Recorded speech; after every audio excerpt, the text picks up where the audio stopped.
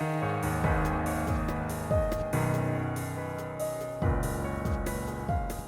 nombre es Mauricio Lechuga y te doy la bienvenida al episodio número 6 de la segunda temporada de Postmortem, un podcast de terror.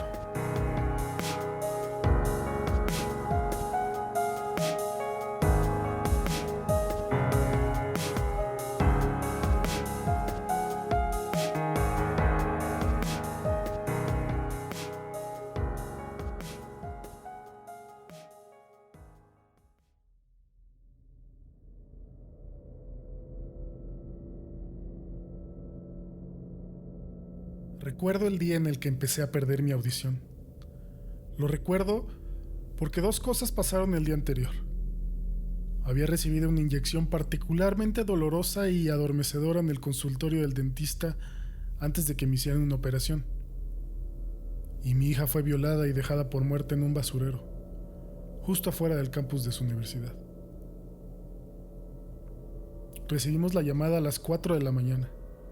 Ser despertado de esa manera, por un timbre estridente en una habitación que de otra manera estaría en silencio y en calma, es algo que nadie debería experimentar. Anticipas, antes de contestar el teléfono, que algo ha pasado, que algo que cambiará tu vida está a punto de caer sobre tu regazo. Y lo único que puedes hacer es contestar. «Señor Barrister», dijo la voz al otro lado de la línea. «Lo siento por llamar a esta hora. Es sobre su hija». Nunca olvidaré esas palabras o la manera gélida en la que envolvieron mi corazón. Mi hija, mi niña pequeña. Miré a mi esposa, ella me observó y obviamente lo sabía. Si nunca vuelvo a escuchar el sonido que hizo entonces, me consideraré bendecido. En medio de la ráfaga de empacar y encontrar un avión para llegar a Emily, y toda esa preocupación desgarradora, ni siquiera me di cuenta al comienzo. No fue hasta que estábamos en el vuelo que Elena estaba susurrando oraciones y lo escuché. Un tono agudo en mi oído izquierdo que llegó en lo que solo puedo describir como pitidos breves. Me recordó a los exámenes auditivos.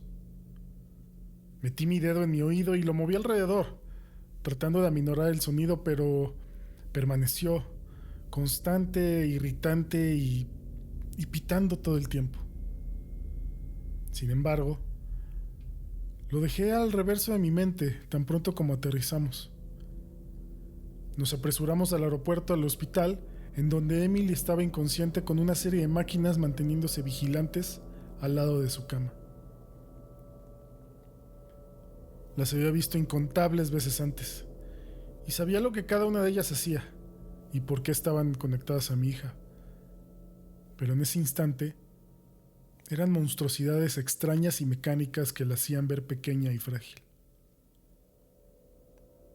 Mientras esperábamos ahí, sentados, acariciando su cabello y diciéndole cuánto la amábamos, recordé en retrospectiva la única otra vez que Emily había estado en un hospital. Tenía 6 años, tal vez 7, y ya era su hora de dormir. Quería quedarse despierta por más tiempo, como su hermano mayor, pero le dije que dejara de saltar sobre su cama y que se alistara para dormir. Le di mi espalda por solo un segundo, ni siquiera recuerdo por qué, y ella se resbaló. Sangre salía desde un corte desagradable por encima de su ojo, en donde se había golpeado con la cabecera y ella estaba gritando como loca. Después de que la calmamos y de que pudimos darle un vistazo a la herida, coincidimos en que necesitaría suturas. Mientras Elena se vestía, llamé al hospital en el cual trabajaba como anestesiólogo y me puse en contacto con uno de mis amigos doctores para hacerles saber que íbamos a llegar. Elena se quedó en casa con nuestro hijo y yo me llevé a Emily. ¿Me dolerá?, preguntó Emily desde el asiento de atrás. Estaba mirándome fijamente por el espejo retrovisor, con un ojo cubierto por la tela que estaba presionando contra su frente. No, me aseguraré de que no. ¿Cómo? Mi pequeña, siempre la escéptica. ¿Recuerdas cómo hablábamos de que papi hace que las personas se duerman en su trabajo? Se había convertido en una broma en nuestra casa. Más te vale portarte bien o papi te pondrá a dormir. Por siempre. ¿Sí? A veces solo hago que una parte de la persona se quede dormida. De esa manera, los doctores los pueden curar y así no lo sienten. ¿Me harás eso a mí? Sí. ¿Y te quedarás conmigo todo el tiempo? Por supuesto, Emily. Apenas se quejó del dolor cuando inyecté la anestesia local y luego se quedó dormida durante las suturas. Emily era una chica fuerte. Era una mujer aún más fuerte. Le tomó 3 días despertar. Durante ese tiempo, la audición en mi oído izquierdo había empezado a disminuir, hasta que lo único que escuchaba con claridad absoluta era ese pitido agudo que había notado por primera vez en el avión. Pero no me podía preocupar por ello, no cuando mi familia me necesitaba tan desesperadamente, y nunca se lo mencioné a nadie. La recuperación de Emily fue un proceso lento. Aseguró que no recordaba quién la había atacado y dijo que no podía ofrecer ninguna descripción o declaración a la policía. Se mantenía reservada con respecto a lo que había pasado, e incluso con su madre, con quien compartía todo. Mi despreocupada y siempre sonriente hija ahora era acechada y cada vez que me veía había un dolor muy profundo tallado en sus ojos.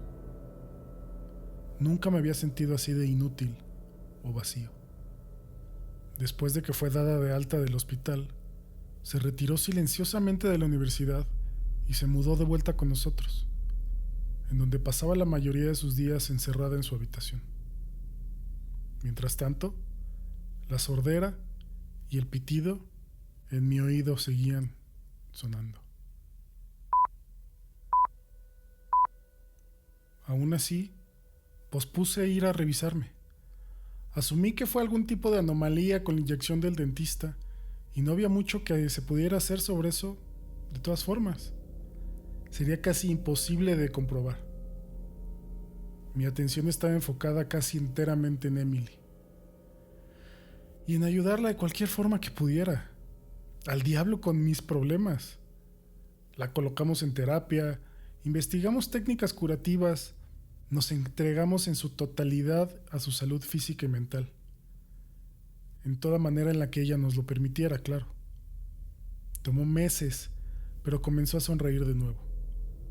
Los terrores nocturnos empezaron a desvanecerse y pieza por pieza nuestra Emily volvió a nosotros. Acabábamos de discutir si se sentía lo suficientemente cómoda como para volver a la universidad cuando la situación empezó a desmoronarse. Emily había llegado al hospital en donde yo trabajaba para almorzar conmigo.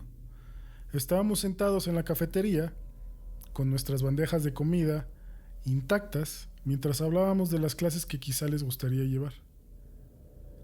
Emily se encontraba a la mitad de contarme sobre una clase de genealogía en la que estaba interesada cuando se congeló, sin terminar su oración, y el color se drenó de su rostro.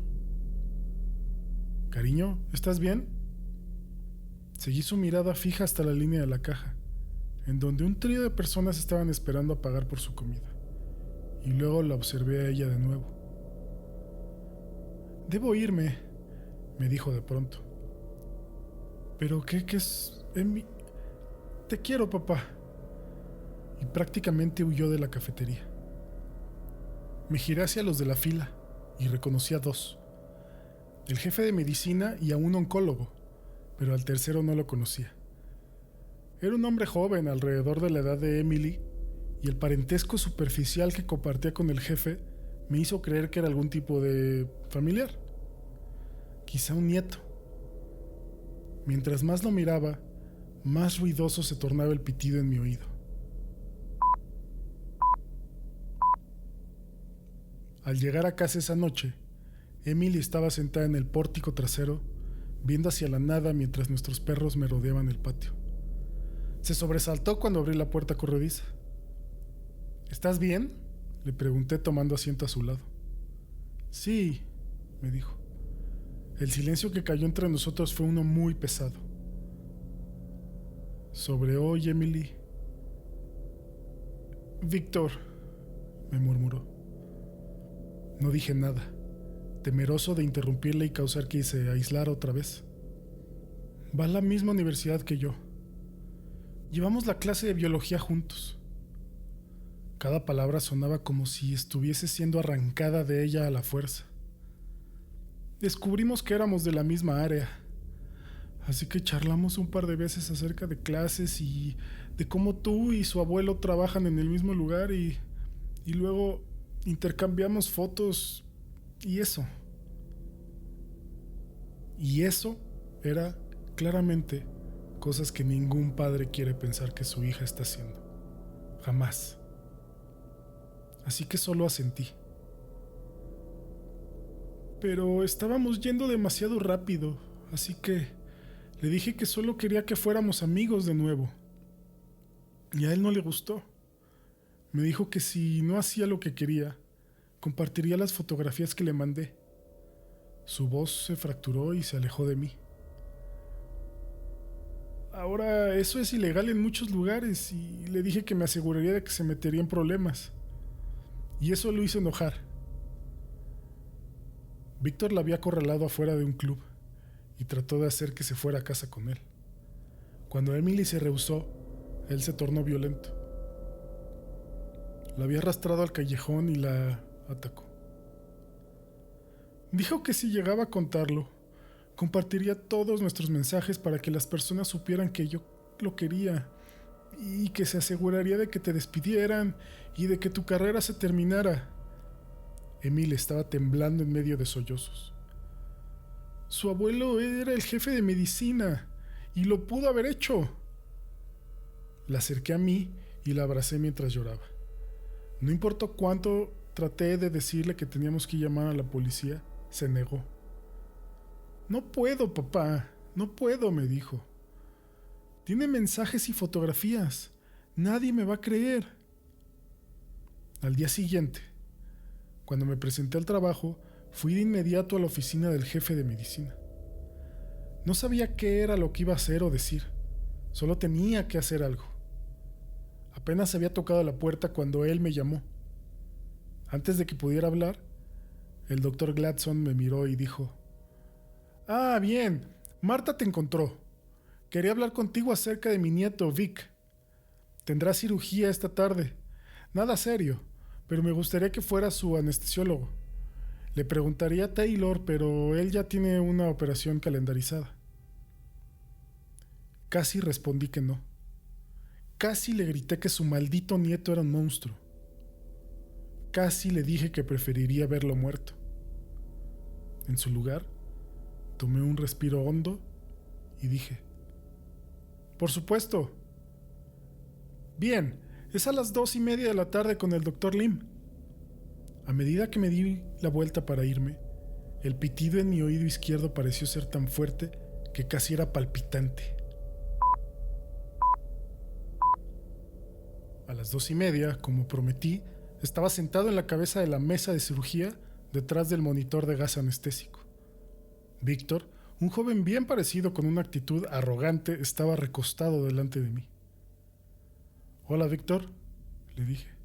«¡Hey!». No se veía para nada nervioso, lo cual me decía que no sabía quién era yo. No me sorprendió. Pocas personas se molestan en aprender el nombre del anestesiólogo. ¿Esta es tu primer cirugía? No. ¿Y sabes cómo funciona la anestesia? Cuenta hacia atrás desde 10. Sí. Le saqué plática mientras me instalaba, preguntándole en dónde iba a la universidad y qué carrera estaba cursando. Una vez que llegó el momento de colocarle la máscara y de contar, le hice una pregunta más. 10. Creo que conoces a mi hija. 9. ¿Ah, sí? 8. Sí, Emily. 7. Ah, sí, creo que sí. 6. ¿Alguna vez te dijo cómo me gano la vida? 5. Tal vez. Mientras comenzaba a adormilarse. 4. Pongo a las personas a dormir para ganarme la vida, Vic. Le estaba susurrando. 3. 2. A veces, permanentemente. 1. Entonces el pitido en mi oído se incrementó y con lentitud me di cuenta de que hacía eco. Observé a su monitor cardíaco, ubicado no muy lejos de mi cabeza, y hacía bip en sincronía con el pitido en mi oído.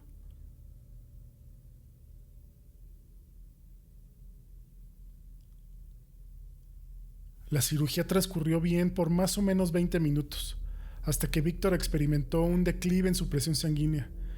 El choque en su sistema desencadenó convulsiones violentas y el cirujano ladraba órdenes, demandando esto y aquello para estabilizar al chico. Pero no había nada que se pudiera hacer. La sobredosis de anestesia puede ser una cosa tan terrible, tan delicada. Conforme el personal batallaba para revivirlo, y yo aparentaba hacer lo mismo, el ritmo constante del pitido en mi oído cambió por primera vez.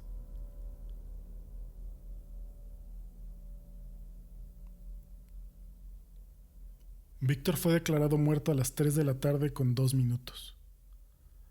Al mismo tiempo que el monitor cardíaco se apagó, el pitido en mi oído cesó y mi audición regresó con un estallido vibrante, casi doloroso.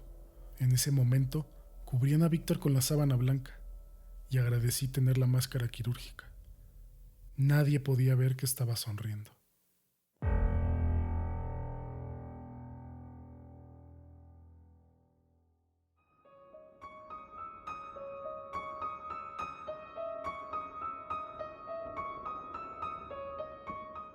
Espero te haya gustado esta historia. Y si fue así, compártesela a amigos, familiares y déjame una reseña, ya sea en una aplicación o en redes sociales. Sígueme en redes como mlechuga o Morten Podcast. Ahí te enteras de lo que viene en el show y cuando sale un nuevo episodio.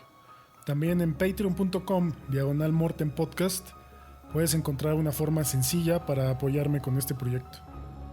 Una vez más, muchas gracias y nos escuchamos la próxima semana.